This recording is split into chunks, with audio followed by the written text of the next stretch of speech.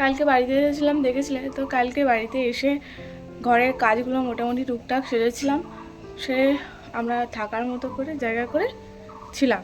অনেক নোংরা হয়েছিল, তো আলমারির চাবিটা আনা হয়নি বললাম। সবে মাত্র ঘুম থেকে উঠলাম। কালকে তো রাতে অনেকটা রাতে ঘুমিয়েছিলাম। গল্প করতে করতে মিঠাই অন্য জায়গা, একটু ঘুমাতে সময় লাগছিল। আমি তো প্রায় তখন 3:30 4টার সময় ঘুমিয়েছি। এখন বাজে সকাল 8টা, অনেকটাই বেলা হয়ে গেল। আমার মেয়ে, আমার ভাই বোন তিশা সবাই এখন ঘুমাচ্ছে। আমি ঘুম থেকে উঠলাম। কাজগুলো বলি যে আস্তে আস্তে সেরে নিই, না হলে অনেক সময় পেরিয়ে যাবে।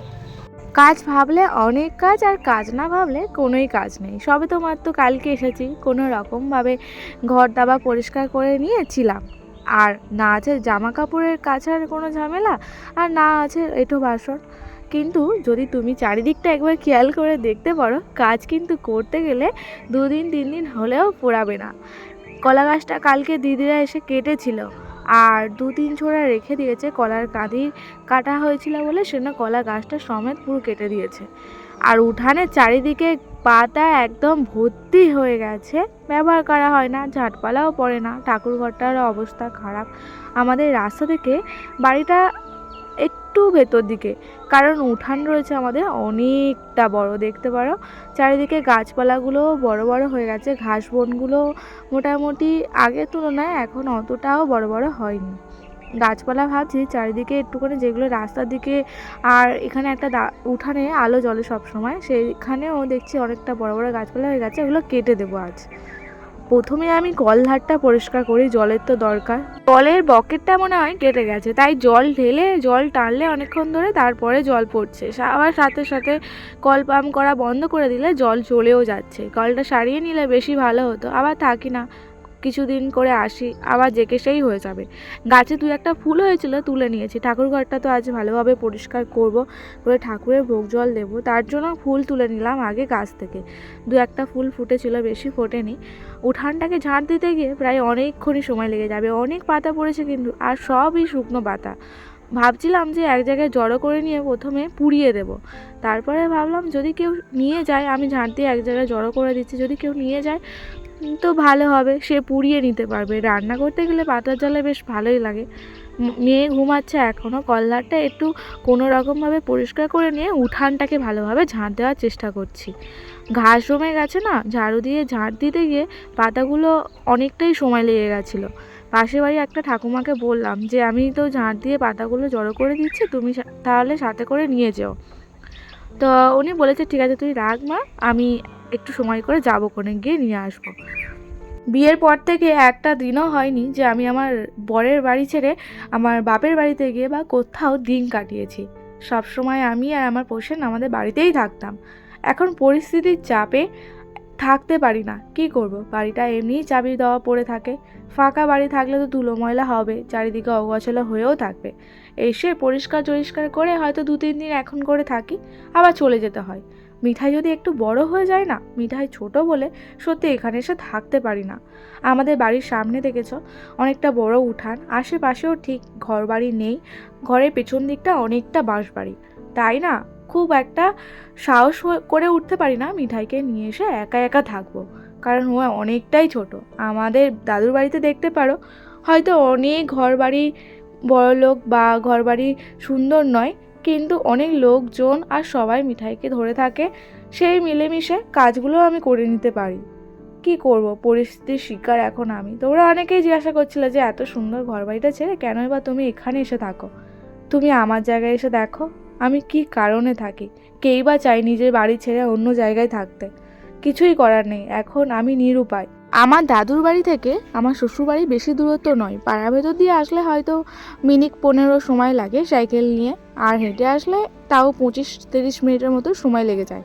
মিঠাইরা ঘুম থেকে ওঠার পর ওকে আমি তিশার কাছে রেখে দিয়ে আমি জানলাটাকে পরিষ্কার করে নিচ্ছি। আর আমার বোনও কিন্তু কাল থেকে সমানে আমার হাতে হাতে অনেকটা হেল্প করে দিচ্ছে, যেমন ভিডিও করে দেওয়ার, ঘরে গোছানো সব কাজ সমস্তটাই।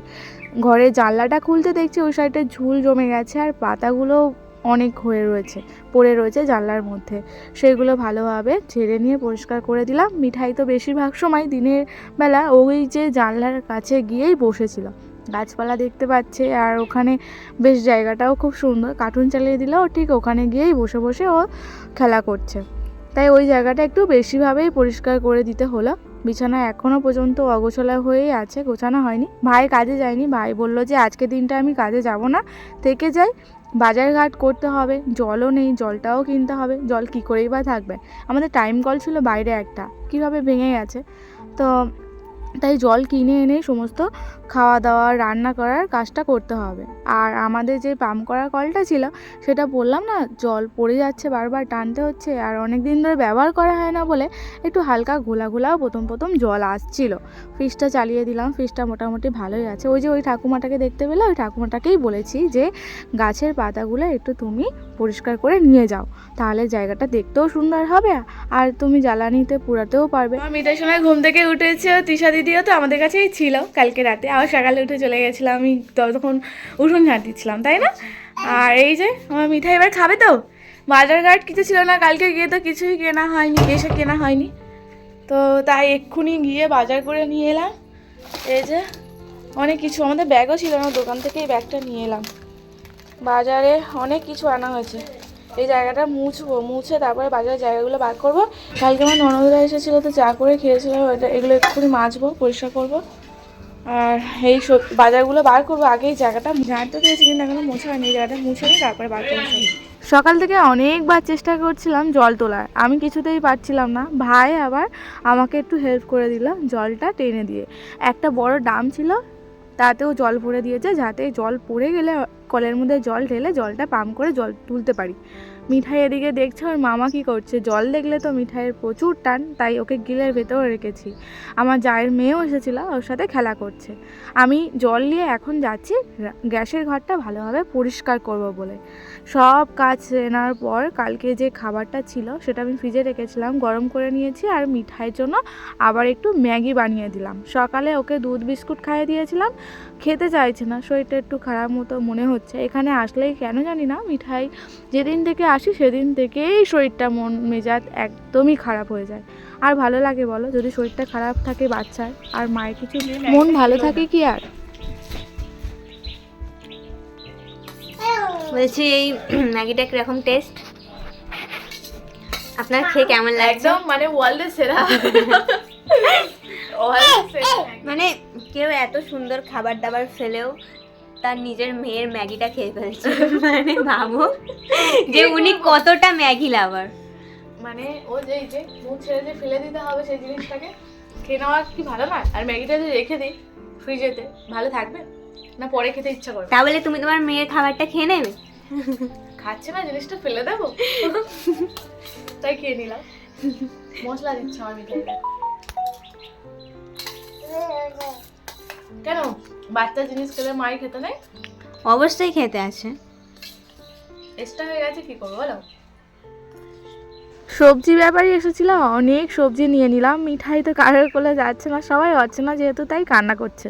বাড়িতে থাকলে না হয়তো অতটা কাজ করতে লাগে না, একটা দুটো কাজ করলে কাজ ফুরিয়ে যায়। মিঠাই এখানে সবসময় থাকি, নিজের সংসারের হাতে পড়লে না, নিজের দায়িত্বে সব কিছু করলে কাজ যেন ফুরাতেই যায় না। কত সকালে ঘুম থেকে উঠেছি, বাড়ি আমার দাদু বাড়িতে কমসে কম আমি 8টা 7:30 এরকম ঘুম থেকে উঠি। উঠে ঘরের সামনেটা এই যে একদম জঙ্গল হয়েছিল, সমস্তটা গোছালাম, ঘর দাবাটা ঝাঁট দিলাম, বাথরুম ঘর রান্নাঘর সব পরিষ্কার করে, কলদার পরিষ্কার করে, ঘর দাবাটা মুছে, ফুল তুললাম, ফুলটা তুললাম পুজো দেবো। একদম তো ঠাকুরতলায় পাতা ভর্তি হয়ে গিয়ে অবস্থা খারাপ ছিল। আর আমাদের দাবার ঠাকুর ঘরটা আমি এখনও হাত দিইনি, ওটা আমার বোন স্নান করছে, ওকে বললাম তুই চানটা করে ঠাকুর ঘরটা আগে কর। আমি রান্না বসিয়ে দিয়েছি। আজকে রান্নায় সবজি নিয়েছিলাম গাজর আর ডাল দেখাচ্ছে। মিঠাইয়ের জন্য সবজি রান্না করে দেবো, আর আমাদের দুপুরের রান্নায় করেছি ডিম ভাজা, মুসুর ডাল, আলু সিদ্ধ ভাত। আর আলুটাকে মাখানোর জন্য আমি পেঁয়াজ শুকনো লঙ্কা ভেজে নিয়েছি। তো দুপুরের খাবারটা বেশ জমিয়ে খাওয়া দাওয়া করা হবে। সকালে মাছ ব্যাপারী এসেছিলো, আমি ইচ্ছা করেই নিলাম না। সমস্ত জায়গাটা পরিষ্কার করতে গিয়ে অনেকটা সময় লাগছিলো, আর ভাই বোনরা অতটা মাছ লাভার নয়। তো মিঠাইয়ের জন্য আমি কুমড়ো, আলু, গাজর কেটে নিয়েছি, লাল শাক নিয়েছিলাম, দিয়ে গোলমরিচের ফোড়ন দিয়ে তরকারিটা একদম সাদা মাটাভাবে করে দেবো।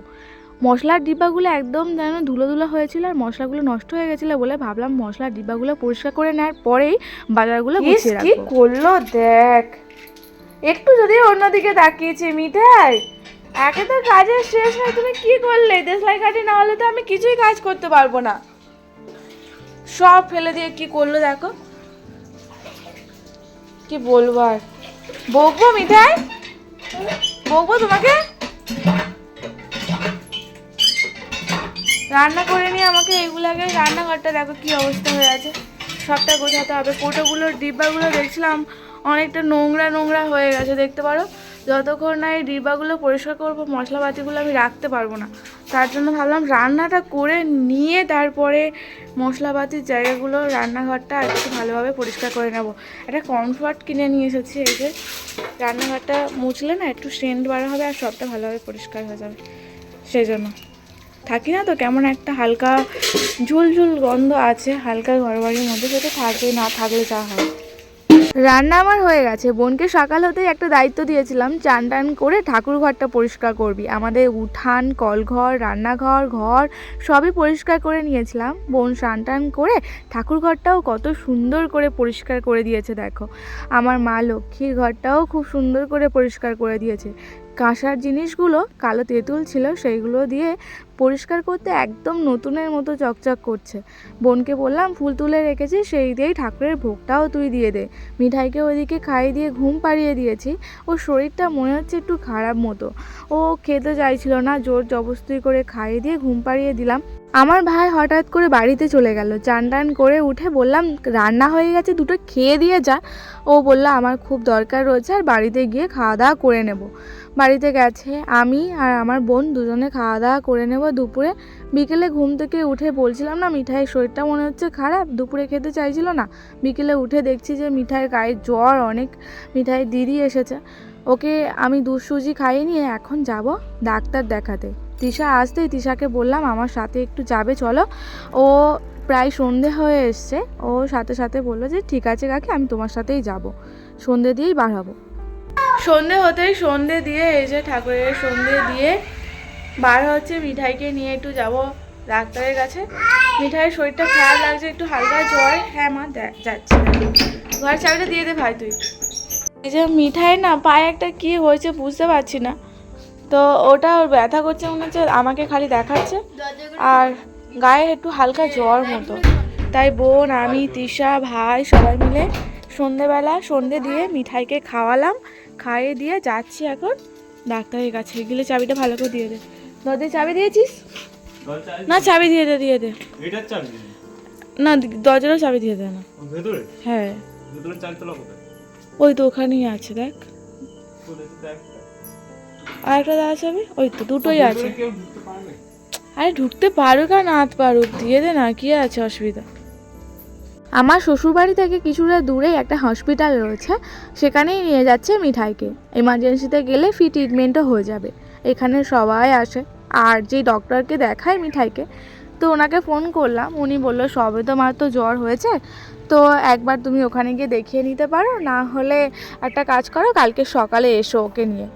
তো আমি ভাবলাম রাতের মধ্যে যদি কিছু একটা সমস্যা হয়, আমি তো এখন দাদুর বাড়িতেও নেই যে সঙ্গে সঙ্গে চলে যাব, আর এখানে অতটাও আমি চিনি না জানি না, তাই ভাইকে নিয়ে বোনকে নিয়ে সাথে করে এলাম হসপিটালে। জ্বর বলতে মিঠাইয়ের জ্বর কম করেও 102 জ্বর এসে গেছিলো। হঠাৎ করেই মেয়েটার জ্বর, বলছি না এখানে আসলেই ওর শরীরটা খারাপ হয়ে যায়। আমি সত্যি যতবার মিঠাইকে নিয়ে এসেছি মন ভালো করে, আবার সেই মন খারাপ করে মিঠাইকে অসুস্থ মেয়েকে নিয়ে বাড়ির দিকে যেতে হয়েছে। ঠিক সেম এরকম হলো, তাই কম থাকতেই আমি নিয়ে চলে এসেছিলাম হসপিটালে। এমার্জেন্সিতে ডক্টর দেখালাম, আর ওর পায়ে যে ফুসকুড়িটা হয়েছিল সেটার জন্য বললাম ওটা জাস্ট ধুলোমালি লেগে বা মশা কামড়ে র্যাশ বার হয়ে গেছিলো, ওটা কোনো সমস্যার কারণ না। ও যেভাবে চুলকাচ্ছিল আর ব্যথা ব্যথা বলছিল, আমি তো খুব ভয়ই পেয়ে গেছিলাম। আর কালকে সকাল 11টার মধ্যে আমাকে আবার আসতে বললে হসপিটালে, টিকিট কেটে রক্তের রিপোর্ট করাতে বলেছে। রাতে খাবার খেয়ে নেব। মা মা কি হয়েছে মা, কার্টুন চালিয়ে দেবো? আমার মিঠাই চকলেট খেয়েছে, দেখো কি করেছে মুখটা। তো রাতে খাবার খেয়ে নিচ্ছি সবাই মিলে। দুপুরে রান্না করেছিলাম, তো ভাই বাড়িতে ছিল না, তো ভাই তো আমাদের বাড়িতে দাদুর বাড়িতে চলে গেছিলো, তাই ভাত তরকারি সমস্তটা ছিল, এসে রান্না করতে হয়নি। ভাই বোন আমরা তিনজনে এই যে ভাত বেড়ে খেয়ে নিচ্ছি।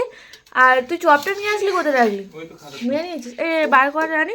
আমার ঘর থেকে জল বোতলটা নিয়ে আয় না। আচ্ছা নিয়ে আসছি। আর আলু ভাতেটা আছে, ডিম ভাজাও রয়েছে, এই যে ডিম ভাজাও রয়েছে, ডালও রয়েছে অনেকটা। তো তাই রাতে খাওয়া দাওয়ার অসুবিধা হবে না, সবাই মিলে খেয়ে নেবো।